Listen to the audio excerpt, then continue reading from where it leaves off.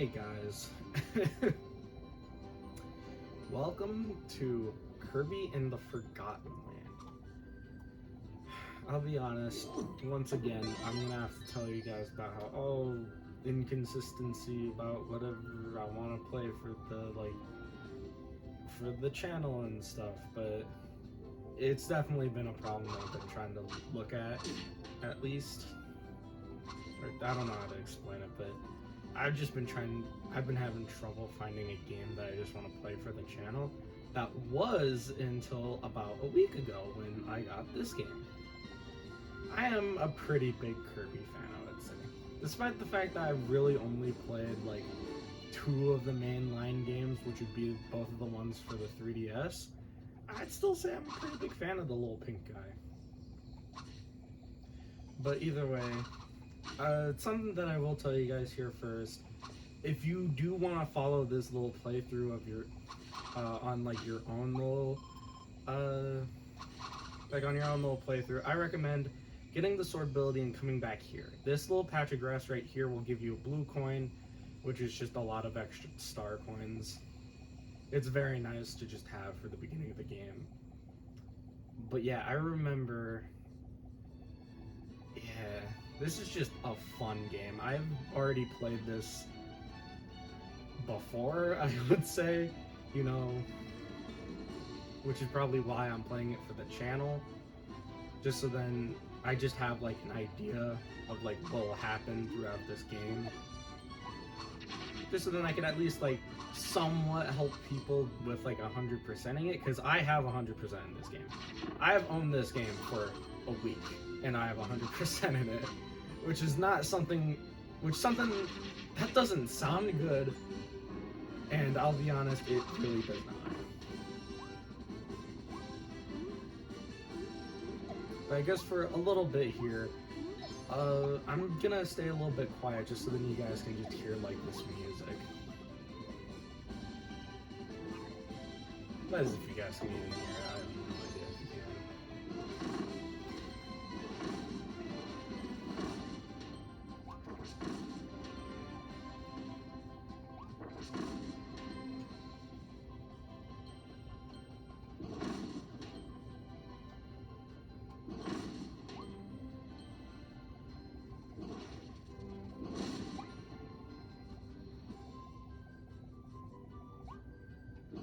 It's a very nice little song, especially it's very big for just like a beginning of the adventure type of song. And I will, at least at some point in this series, be going over like what each copy ability in this game does. I'll get to it probably once I get a little bit further into the game. Not like super far in, but I guess like after this little like beginning part and I find a copy ability, I'll probably go over it.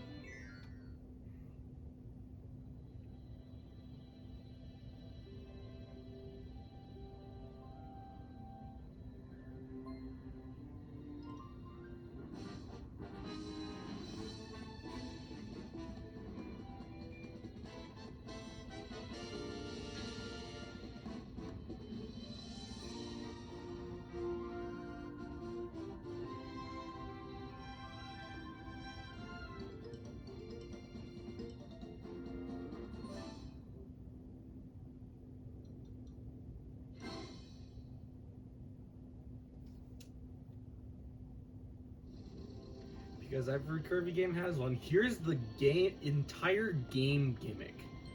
The mouthful mode is just like it's this game's own special gimmick.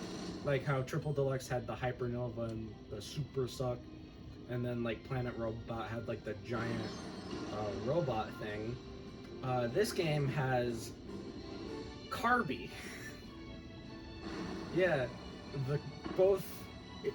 I don't even. It's just cursed. It's not like cursed and cute some way. It's just fucking cursed. No other way around it. Yeah, with Karby here, we only have 2 different things we could do. While holding down B and moving, you could do this sort of big super dash kind of thing, which will continue until you run into a wall or stop holding B. The only other thing you could do is just jump. With A, of course. Over here, we run into this rock,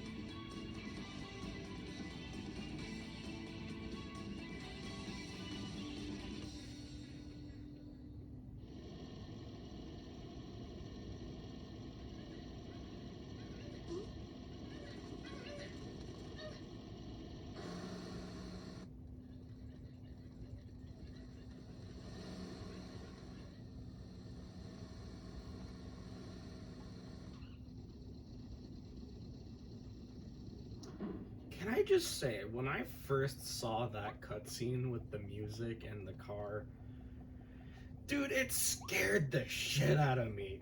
Kirby games are not voice acted, typically, like, at all. Like, at most you have, like, tiny noises that enemies or Kirby themselves does, but other than that, you never have any form of, like, actual true voice acting. No one really ever says stuff.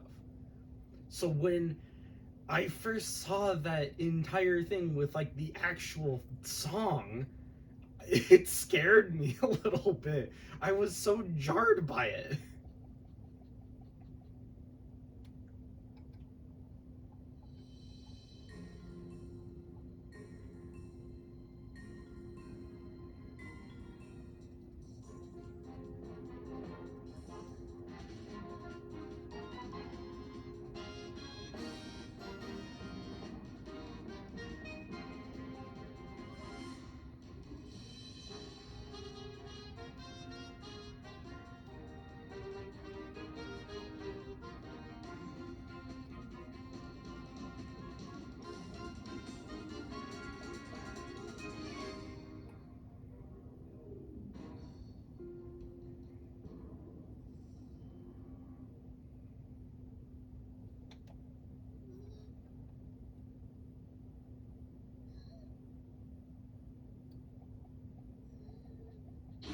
Alright, first arena kind of boss fight time, sort of. This isn't really like an actual proper boss fight, it's just a little small area where you just gotta fight a couple of small enemies. These types of arenas, as I would like to call them, do appear quite often in the game. But look at that, it's already over. We killed all of the little furry creatures. Anyways,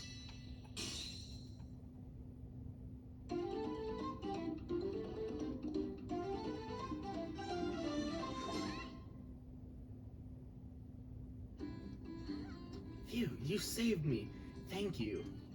But what about those other guys, the Waddle Dees? They were all captured and taken away. We fought those beasts as hard as we could, but they kept coming back for more. Now I'm the only one left. I have to go save them. I have to.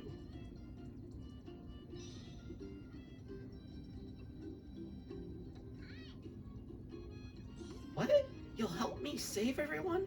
That's great. So, your name is Kirby? I'm Ethelyn. Nice to meet you. Nice, unpronounceable name. Let's go. Oh, hey, Kirby.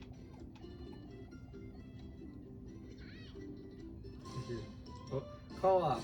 Yep, this entire game features co-op. Woo! And the best part is, it's one of the old Kirby abilities is completely locked behind two-player. Sort of. Spear, you know. Boy, am I glad to see you. I got pulled through that vortex over planet Popstar 2. If you ever want a second player to join you, just let me know. I'll always be ready. So yeah, the fun thing is that you talk to Banana Waddle Dee, and you could just talk to him. Talking to him doesn't like start the player 2 thing. It's just, I think it's kind of nice in all honesty, because like a lot of games have like this sort of like co-op thing where you just have the character in the overworld and then you talk to them and then it's like, oh, time for player 2. But no, you could just talk to him. He has flavor text. Like here, if you want a second player, I'll rush over. That weird vortex pulled me into the sky. At least I found the other Waddle Dees. Looks like they arrived in this new world before me. I was searching high and low for a pink car. But yeah, look at that. Ain't that nice? If you ever want co-op, just pause menu with plus, like they said.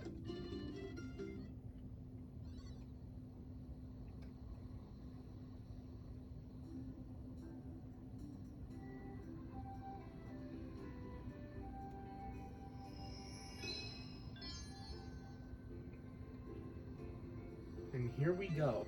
Let's start off our first level, Downtown Grassland.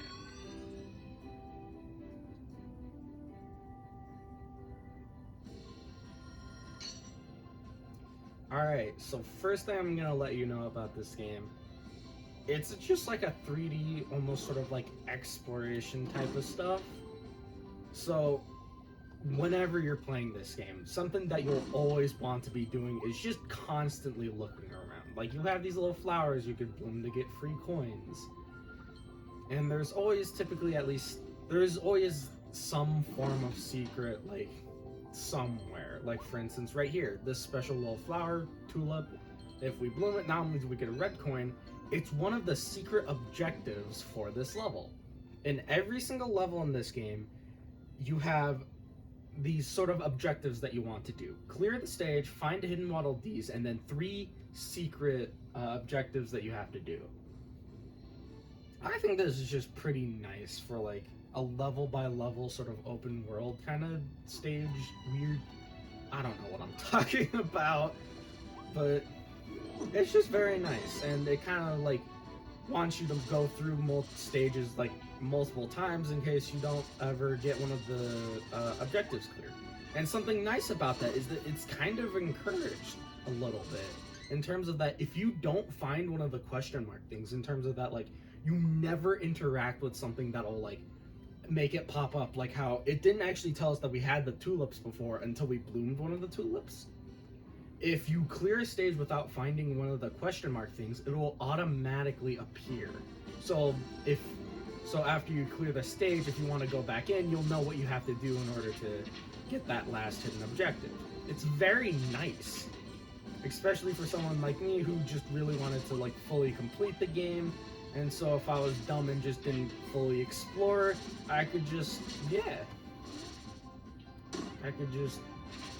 clear this stage and then find out what that secret hidden thing was. Also, after pressing that button, here's a secret little cave. You get some coins.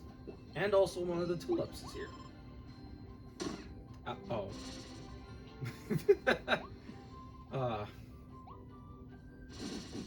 Yeah. So this is Cutter Kirby. I'll talk about him later. But also, here's mouthful or vending mouth mode.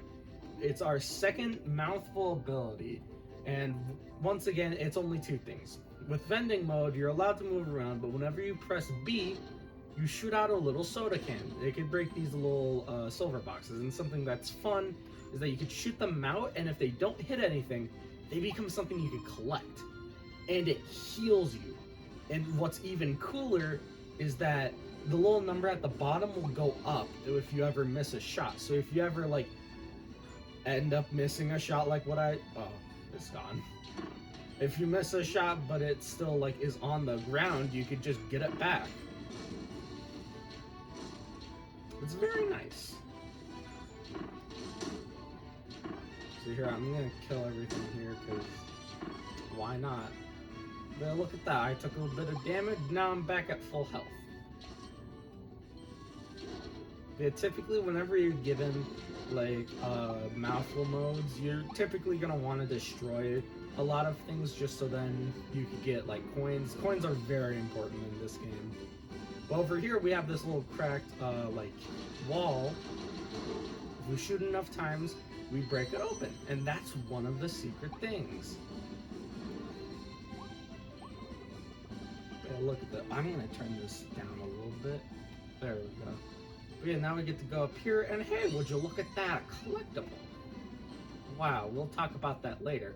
But also, secret, when you're on top of this roof, you could fly over to the left here, at which point, come on, damn it, okay. I missed it by a tiny bit, but you saw that blue coin over there. It's always just a good idea to collect a lot of coins. You're just gonna want to have a lot of coins, especially if you want to try to 100% this game. It's just always great to just have a lot.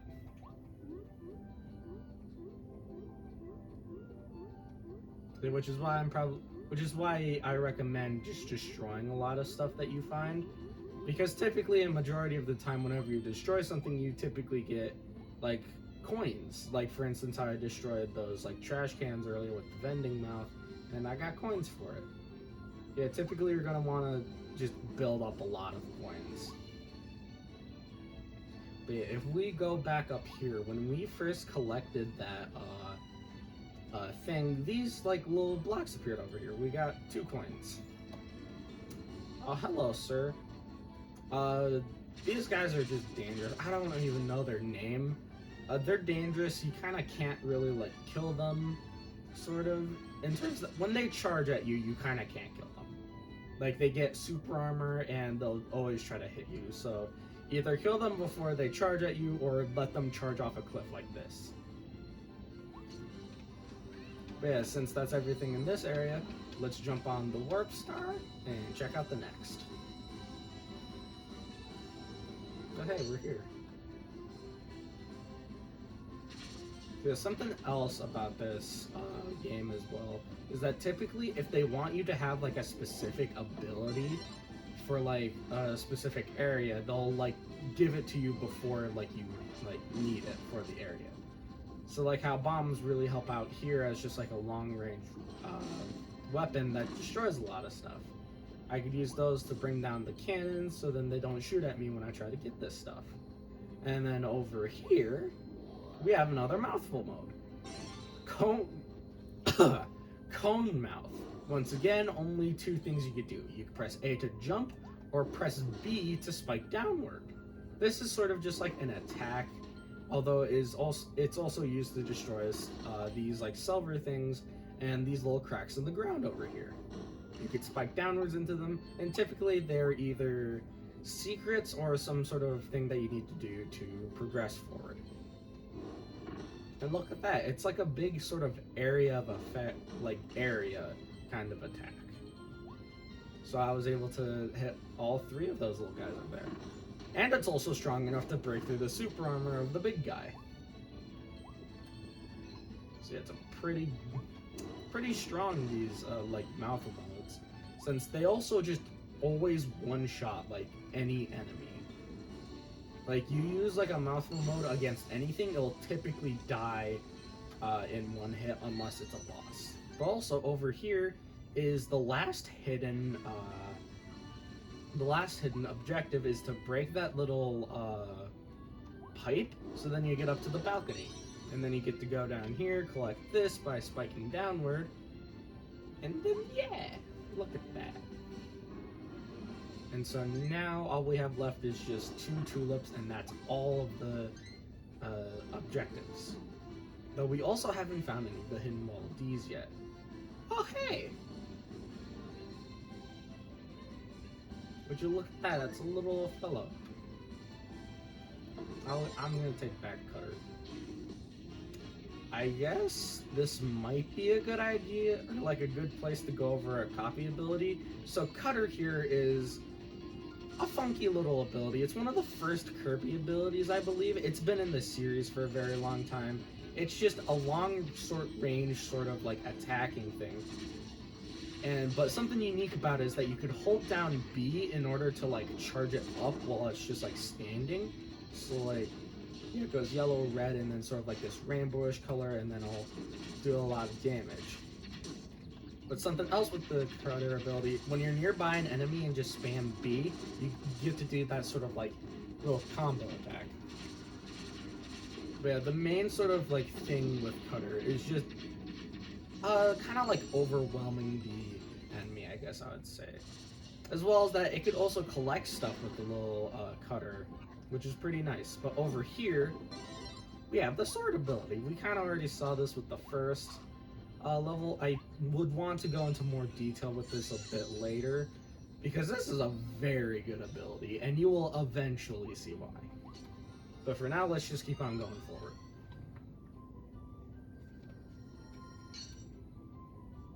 Alright, so for this area, let's go over to here to the right first. Ouch, okay. You're right. I guess if I were to go over anything right now, Sword is just like a super close ranged ability. It's just like super quick, you get like a bunch of super quick attacks, and that's kind of just what it is. It's not bad in terms of damage, but it's just very quick, which is why it's actually kind of a decent ability. Here's Dome Mouth, our next mouthful mode. It's not that... it's not like bad. The mouthful mode. I forgot what I just said.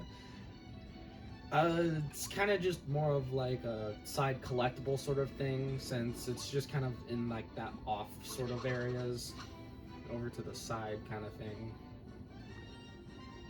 Whereas with stuff like cone and stuff, you kind of get like a lot of utility from it. Whereas with something like dome, you just get that one little thing, like how we got Waddle Dee over there.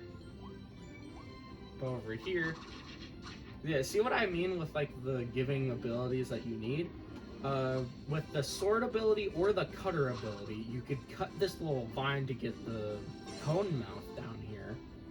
And then what you want to do is wait for him to attack and then spike him on the back. And that gives us, I believe, our third Waddle Dee. Yeah, 2 in the same area. And then over by this tree here on its right, we got the 4th tulip.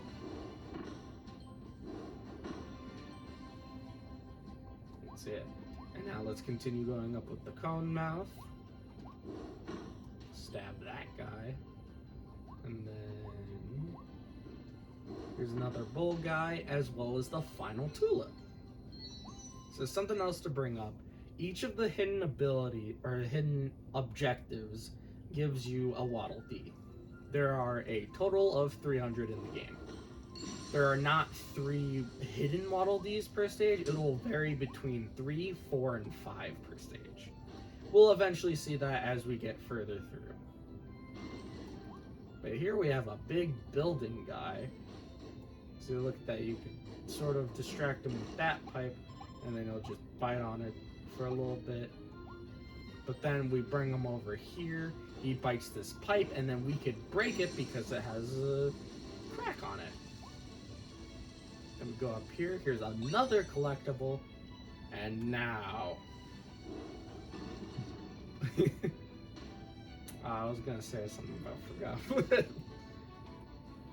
Yeah, over here we have the final thing. The little golden thing on the objectives with the Waddle Dees. And that's stage 1. And so with that, that is 6. That's all 9 of the Waddle Dees. And all of those little collectible things are sort of shown up here. They're little figures that you could collect through the game. Kirby was pulled into a mysterious vortex that appeared in the sky over his home planet on Popstar. When he woke up, he was in this new world. Traveling through that vortex also gave Kirby a new and mysterious power. Let's see what I could do. Onward to adventure! Then we got Shatso, the little cannon people, and hey, Tortilding, that little guy that we just fought. Whoa, Tortilding shells a whole building! This big baddie must be some kind of boss for the smaller beast. It enjoys basking in the sun, so it climbs up to high spots and claims the whole area as its territory. It must take a long time for this critter to get up there.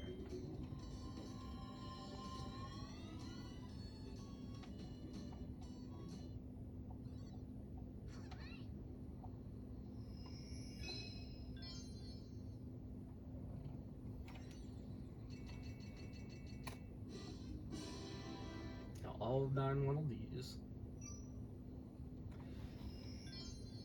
And for getting the figures, we get a collection now. We can view it with minus. And I'm gonna say this is where we're gonna end the first episode, guys. See you later.